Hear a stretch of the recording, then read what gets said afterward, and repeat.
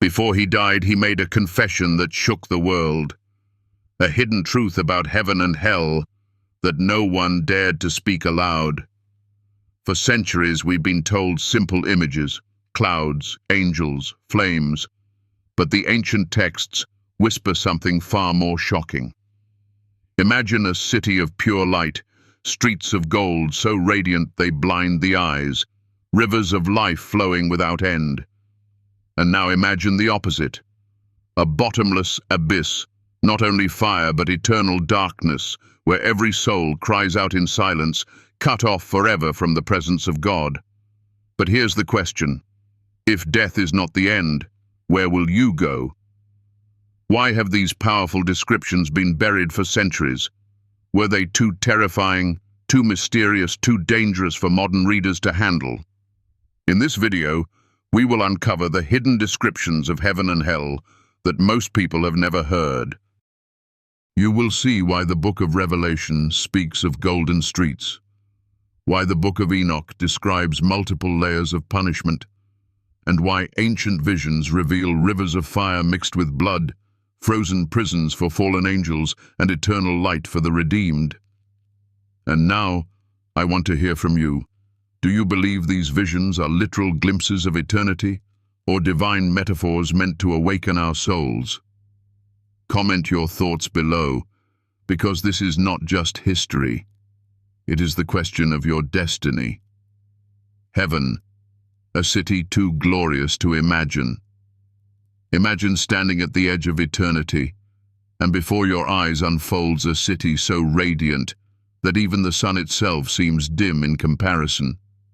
The ancient words of the book of Revelation speak of streets paved not with dust and stone, but with pure gold so clear it shines like glass. A river, bright as crystal, flows from the very throne of God, its waters shimmering with life itself. On either side of this river stands the tree of life, bearing fruit in every season, its leaves said to heal the nations. This is not just poetry, it is a divine promise, a vision of what lies beyond death, a glimpse into a reality too overwhelming for the human mind to fully comprehend. Why gold? Why light? These symbols are not random. Gold, incorruptible, eternal, has always represented purity and value beyond decay. Here it becomes more than wealth. It becomes a picture of a world where nothing fades, nothing rusts, nothing corrupts. The light that bathes heaven is not the light of stars or torches.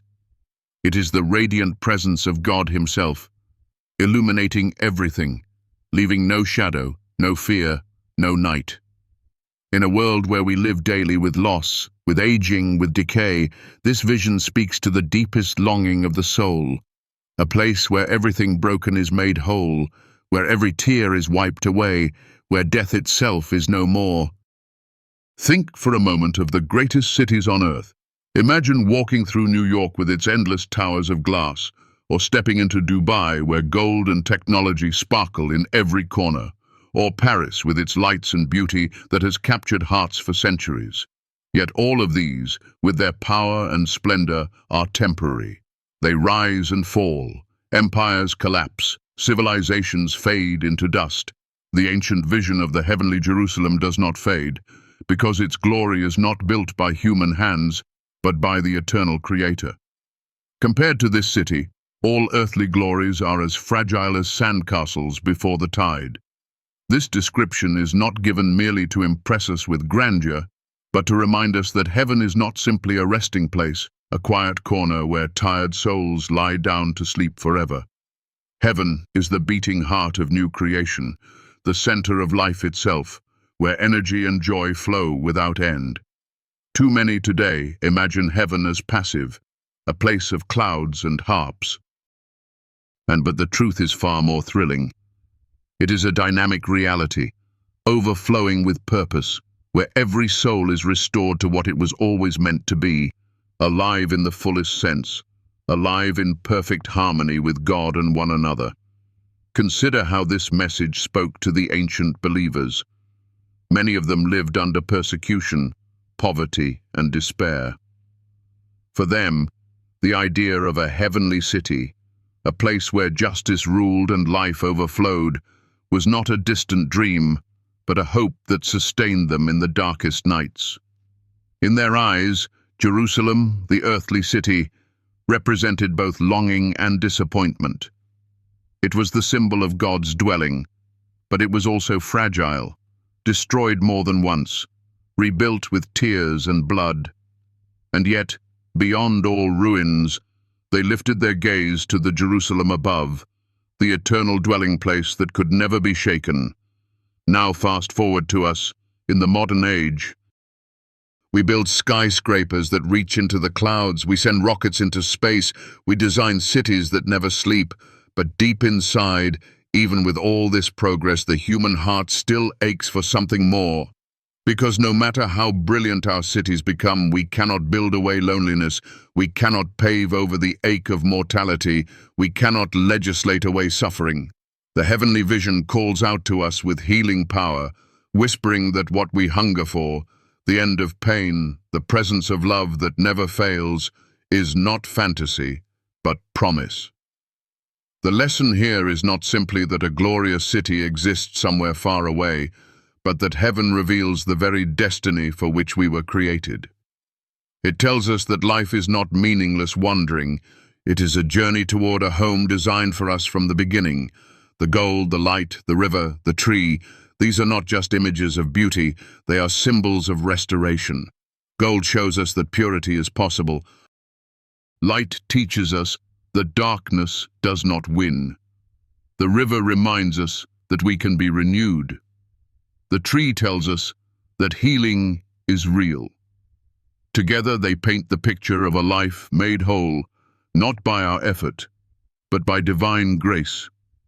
Think of someone you love who has passed away, someone who carried pain in their body or sorrow in their soul. When you imagine them walking down a street of gold, healed, free, laughing in the light of God's presence, you feel something stir deep inside you. That stirring is the echo of eternity written on every human heart. It is not just wishful thinking, it is the memory of Eden, the call of our true home. Yet this vision does more than comfort us. It confronts us. Because if such a destiny exists, then life here matters more than we realize. The choices we make, the love we give, the faith we hold on to, all of it shapes the road we walk toward that eternal city. Heaven is not only a future, it is an invitation to live differently now. To forgive when it hurts, to serve when it costs, to believe when the world calls us foolish. Every act of faith becomes a step closer to those golden streets. And so, heaven is not just an idea for theologians to debate or for dreamers to imagine. It is the reality that breaks into our lives today, reminding us that our struggles are temporary, but our destiny is eternal. This is why the ancient writers spoke of it with such urgency. They wanted their readers not to drift in despair, but to anchor their souls in hope. That same call reaches us today. Heaven is not far. It is the promise that God is near, and that all things broken will one day be made new. But as glorious as this picture is, it forces us to look at the other side, the shadow that lies beyond rejection of that promise. Because if heaven is eternal light, then what happens to those who turn away from that light? If there is a city of joy, what lies for those who choose another path? The same scriptures and ancient visions that speak of golden streets also whisper of a darkness that words can scarcely describe. And to truly understand the weight of heaven, we must confront the reality of hell, the darkness beyond fire. Hell, darkness beyond fire. When most people hear the word hell, they imagine endless flames and tormenting heat. But the reality described in ancient texts is far more terrifying and far more profound. It is not just about fire. It is about separation, emptiness, a darkness so deep that it swallows every glimmer of hope. Imagine standing in a place where there is no light, no warmth of love, no sound of comfort. Only an eternal silence, broken by cries that never fade. That is the heart of hell. Not simply pain of the body, but the agony of a soul forever cut off from the source of life. The scriptures describe hell as a place of outer darkness, where there will be weeping and gnashing of teeth. The Book of Enoch expands this vision, revealing realms within hell where each sin is answered with a punishment that mirrors it. Those who lived with greed are left hungering forever. Those who shed innocent blood are tormented by rivers of flame, and the arrogant are brought down into pits of despair. The Apocalypse of Peter echoes the same chilling vision. Every sin has its own echo in eternity. Every injustice is confronted. Every cruelty finds its mirror. These descriptions might feel unbearable, but they are meant to awaken us to the seriousness of life's choices. Centuries later, Dante's Inferno took these ancient truths and wove them into poetry, painting hell as a spiral of 9 circles, each more dreadful than the last. It was not just fire. There was ice, storms, endless hunger, and betrayal frozen in time. His vision was not scripture, but it captured what ancient writings already hinted at. Hell is not one-dimensional. It is layered, personal, specific. It is the place where the distortion of the soul becomes eternal reality. And here is the mistake so many make, believing that hell is simply about physical torture, as if it were a prison of flames. But the greater horror is something deeper, the eternal loss of the soul's light. To be separated from God, who is love itself, is to be plunged into a night that never ends. Physical pain eventually numbs, but the agony of knowing you are cut off forever from the one who created you, loved you, and called you is far more crushing. Think about loneliness in this life. Think of someone sitting alone in a crowded city, surrounded by millions of people, yet feeling invisible. Think of the ache when a relationship you trusted breaks, or when someone you loved walks away, leaving emptiness behind. Now magnify that feeling beyond time, strip away even the possibility of healing, and you begin to sense what eternal separation from God means. It is not simply punishment. It is the natural consequence of rejecting the very source of love and life. Yet even in these terrifying images, there is a lesson, and that lesson is not cruelty, it is warning.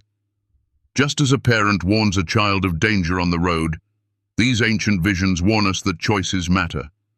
Every act of selfishness, every refusal to love, every rejection of truth is a step further into that darkness. Life is not random. It is a journey with a destination, and hell is not a threat meant to paralyze us. It is a reality meant to shake us awake. Take, for example, how society often trivializes evil. We laugh at it in movies. We paint hell as a cartoon with red demons and pitchforks. But the reality is nothing like that. Hell is not entertainment. It is the ultimate unraveling of the soul.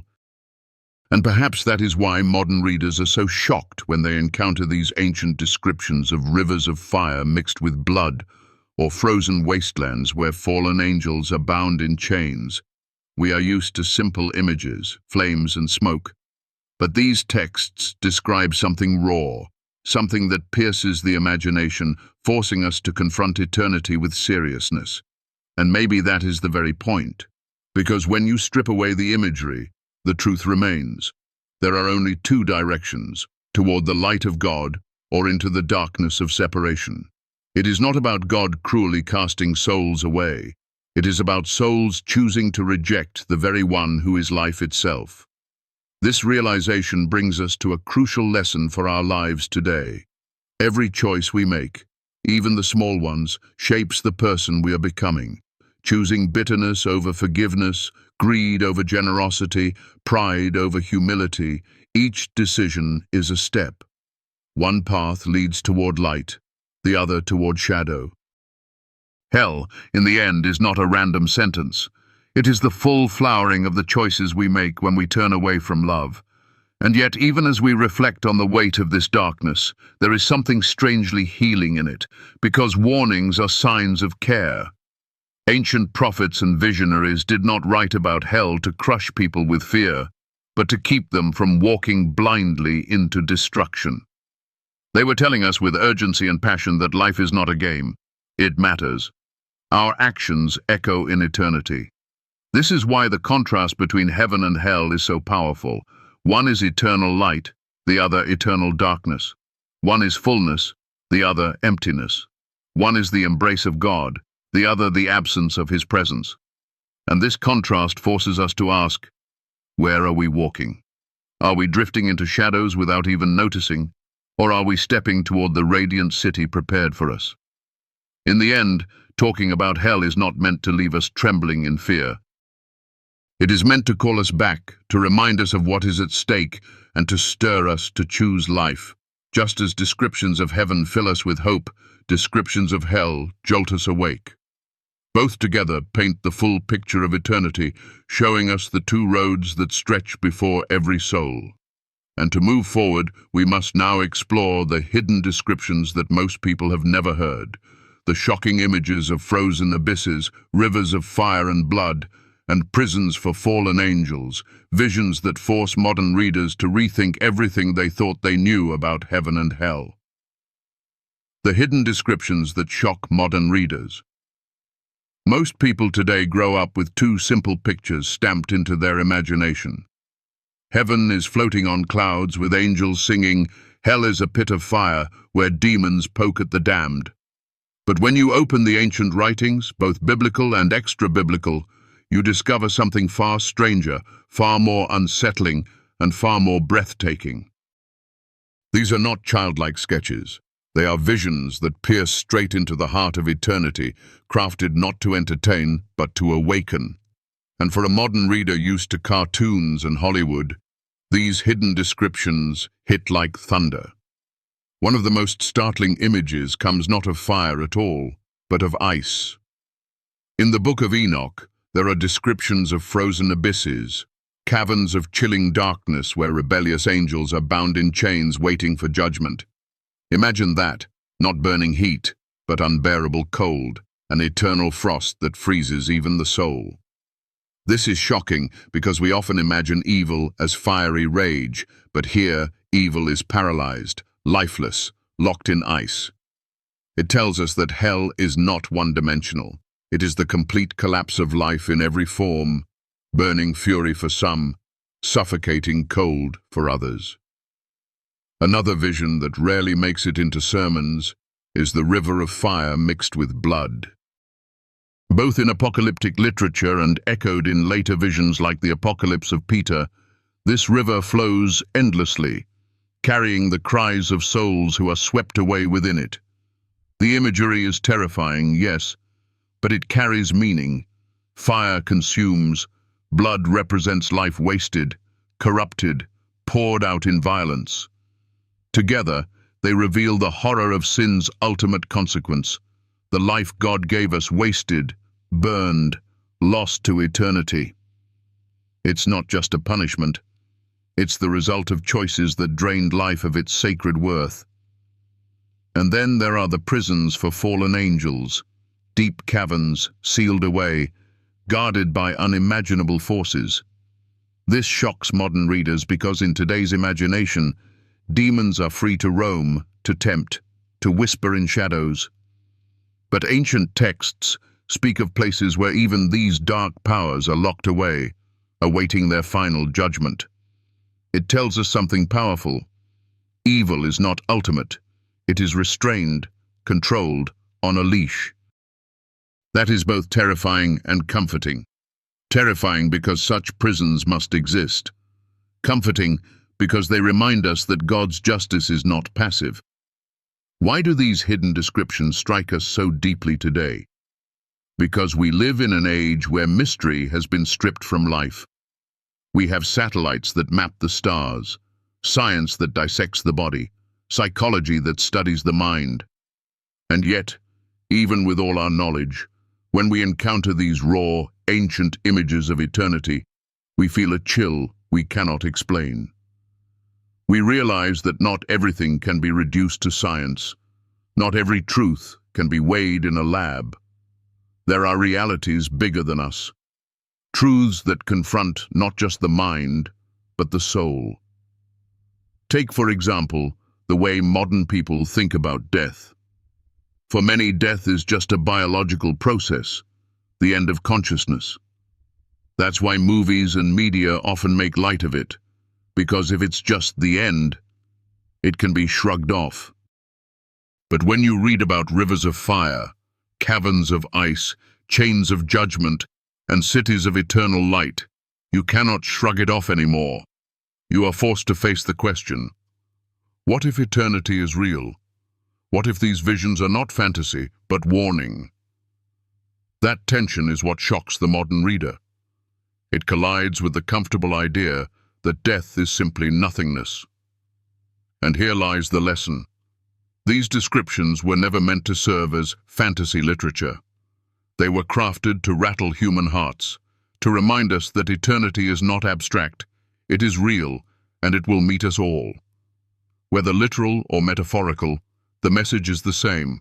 Life carries eternal weight. What we do with our days, our relationships, our faith, matters forever. Think about this in daily life. Imagine someone who cheats, lies, and manipulates to climb higher. In this life, maybe they succeed. They may even be admired. But the hidden descriptions remind us, every lie has a consequence, every betrayal echoes, the frozen abyss, the river of fire, the eternal prisons. They are not random images, they are mirrors of our choices. Just as love leaves eternal ripples of light, so does sin carve eternal shadows. Now the question that burns is whether these descriptions are literal or symbolic. Are there really rivers of blood, frozen abysses, and chains of angels? Or are these poetic images designed to shock us awake? This is where debate always begins. Some argue these are metaphors, others insist they are visions of reality. But maybe that is the point. They work either way. If they are literal, they warn us of realities we can barely comprehend. If they are symbolic, the symbols themselves carry the power of truth. A metaphor for eternal loneliness is no less terrifying than the reality itself. And so the conversation deepens. Do you believe these hidden visions are glimpses into actual places awaiting us, or are they divine parables meant to awaken our sleeping hearts? Whichever side you fall on, the truth cannot be ignored. Ancient voices wanted us to stop living casually. They wanted us to feel the weight of eternity pressing against our present moment. That is why their words still burn, still chill, still shock, thousands of years later. This shock is a gift, because shock is the beginning of awakening. When we are shaken, we start to ask questions we had buried. Who am I? Where am I going? What happens when I die? And it is in that questioning that we open ourselves again to God's voice, to truth, to grace. The hidden descriptions may disturb, but they also heal. They shake us out of illusions and invite us into clarity. For behind every river of fire is the possibility of a river of life. Behind every frozen abyss is the promise of eternal warmth. Behind every prison of angels is the vision of a city where freedom and joy flow without end. These visions do not exist just to terrify. They exist to contrast, to show us what is at stake, and to call us toward light. And that is the bridge we now walk into. The deeper meaning behind these visions, the message that binds them all together. Because if heaven and hell are painted with such vivid imagery, the real question is, why? Why would God allow these descriptions to be written in such terrifying, breathtaking language? The answer leads us beyond the images themselves, into the very heart of the message behind the vision. The message behind the vision. Why do the scriptures and ancient writings speak with such intensity about heaven and hell, painting pictures that shake the soul, streets of gold, rivers of life, frozen abysses, and rivers of fire? These visions are not meant to entertain or terrify like myths told around a fire. They are divine warnings, messages carved into eternity itself, meant to awaken us from the slumber of indifference. The truth is that heaven and hell are not distant fantasies. They are the two ultimate outcomes of every choice we make today. Think of how often people treat life casually, as if every day were only about survival, bills, or fleeting pleasures. But the visions remind us, every action carries eternal weight. Heaven is the fullness of light, the restoration of everything broken, the embrace of God that never ends. Hell is the void of darkness, the absence of God's presence, the unraveling of everything the soul was meant to be. These extremes are not here to frighten us like ghost stories, but to show us that indifference is not an option. To ignore the path before us is itself a choice, one that carries eternal consequence. Consider a seed. Plant it in fertile soil, nurture it with water and light, and it will grow into a tree bearing fruit. Neglect it, starve it of light, and it withers into nothing. The soul works the same way. Every act of love, forgiveness, and faith is a seed planted toward eternal life. Every act of hatred, cruelty, and rejection of truth is a seed that leads to ruin. The visions of heaven and hell are not random. They are the harvest of what we choose to plant now. The shocking descriptions, the prisons of angels, the rivers of blood, the eternal city of light, are given to us because human hearts are stubborn. We forget easily.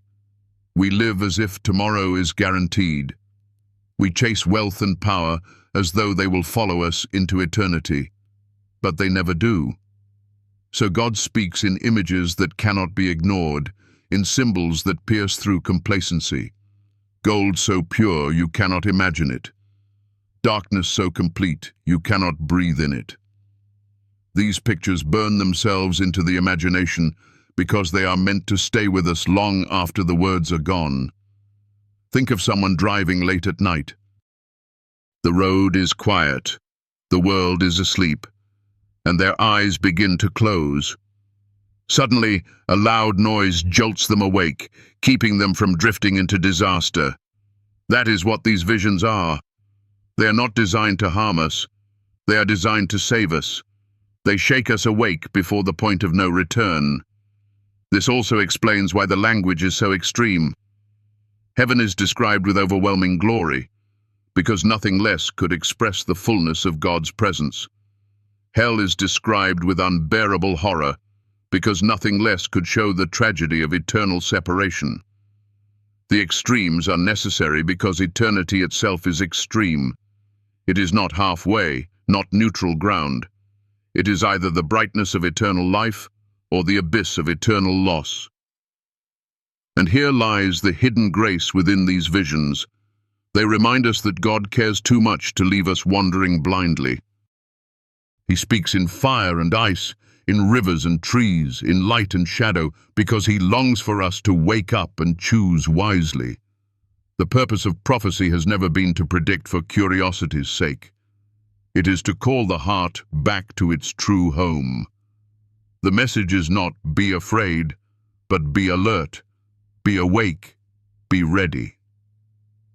Think of how we live today, with distractions pulling at us from every corner, endless scrolling, constant noise, the chase for success. In this blur, we forget that life is short and eternity is long. The ancient writers knew this, so they wrote words that cut through time itself. Even now, when you hear of a city of eternal light or a pit of eternal darkness, you feel it deep inside, because your soul knows eternity is real. The lesson here is both sobering and healing.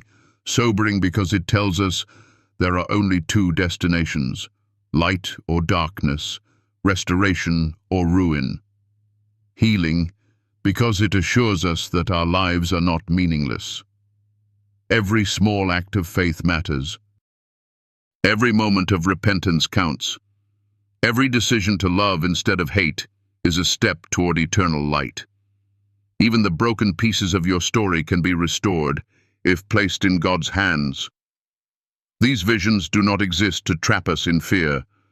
They exist to empower us to live with clarity, to remind us that our words, our choices, our loves, and our hates shape our eternal story. Heaven and hell are not arbitrary. They are the full unveiling of what we have chosen to become, and this is where the journey leads next. If these visions carry such weight, what do they demand of us right now? How do we respond to a message that is both terrifying and healing at once? The answer lies in reflection, in courage, in honesty. Because the call of these visions is not just to imagine eternity, but to prepare for it. And that is why the next step is the call to reflection. The question that forces every soul to decide which destiny it is truly preparing for. Eternity is not a story written in the clouds. It is the unseen reality breathing behind every choice we make. Heaven and hell are not myths to be dismissed, but destinies waiting at the end of every road. Think of the vision we have uncovered together. The city of light, with streets of gold, rivers of life flowing endlessly, trees whose leaves bring healing, a place where every wound is mended and every tear is wiped away. And then think of the opposite, the darkness beyond fire, the frozen abyss, the river of blood and flame, the prisons where even angels are chained. These are not fairy tales. They are warnings, mirrors, revelations of what our souls were created for and what we risk losing if we turn away from the source of love. Every moment of your life is shaping your eternity. When you forgive instead of holding grudges, you step toward the light. When you choose compassion over cruelty, you take one step closer to the city of gold. When you close your eyes to truth, when you trade love for pride, when you silence your conscience for comfort, you walk toward the shadows. Eternity is not something that begins after death. It is unfolding now, in the secret corners of your heart, in the hidden choices no one else sees. That is why the prophets painted with such bold strokes, why they gave us visions that burn into our memory. Because we are forgetful creatures. We drift. We numb ourselves with noise. And sometimes only the shock of fire and ice, of light and shadow, can wake us from our sleep. Think of your own life. Think of the moments you felt the weight of loneliness, the sharp ache of betrayal, the hollow silence after a loss. Now imagine those moments without end, stretched into eternity, with no hope of healing. That is a glimpse of hell, not just pain, but endless absence of God. Now think of the opposite. The warmth of being truly loved, the freedom of being forgiven, the joy of belonging without fear of losing it. Imagine that multiplied forever, without end, without shadow. That is heaven. This is why these visions matter. They do not describe faraway myths, but reveal the deepest longings of our hearts, longings we feel every single day. And yet, even as we face these mysteries, we must wrestle with the question, are these descriptions literal, or are they divine metaphors meant to pierce our imagination? A frozen abyss where demons are chained. Could it be an image for the paralysis of sin? A river of blood and fire? Could it be the soul consumed by violence and hate? Streets of gold? Could they be the symbol of purity and incorruption? Perhaps the answer is both. The visions speak in the language of eternity, where symbol and reality are intertwined. They shock us, they disturb us, they heal us. They remind us that life is not neutral. It is directional, and every soul is moving toward one of two ends. This is the hidden message behind all the visions, to awaken us, not to terrify us, to call us back, not to push us away, to remind us that eternity matters now, not later. For if death is not the end, then every word, every deed, every act of love or hate echoes into forever. This is why indifference is the greatest danger of all. We fear fire and darkness, but the greater danger is the life that drifts without purpose, blind to the eternal weight of the soul. That is why the ancient voices cry out across centuries, why they still unsettle modern readers. They refuse to let us stay asleep. They call us to see beyond the temporary glitter of this world and fix our eyes on the city that never fades. So let me ask you with all sincerity, which direction are you walking? Toward the eternal light or into the eternal shadow? Do you believe these shocking descriptions are literal glimpses of what awaits or warnings designed to awaken our souls? Share your thoughts below, because your voice matters in this conversation, and your perspective may be the spark that opens someone else's eyes. If this message has stirred something in your heart, if it has helped you glimpse even a little more clearly the reality of eternity, then let it not end here. Carry it with you. Let it shape the way you live, the way you love, the way you forgive. And if this video has brought value to your soul, if it has given you light in the middle of dark days, I invite you to support with just a little energy so I can keep creating and sharing more of these reflections from God's Word. Every single gesture, no matter how small, is priceless to me. It keeps this journey alive. It helps spread the light. It helps awaken hearts that are drifting into sleep. Life is short. Eternity is long. Heaven and hell are not abstract ideas.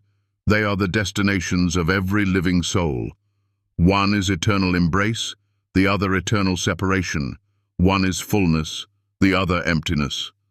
One is the face of God, shining forever. The other is the silence of being cut off from Him.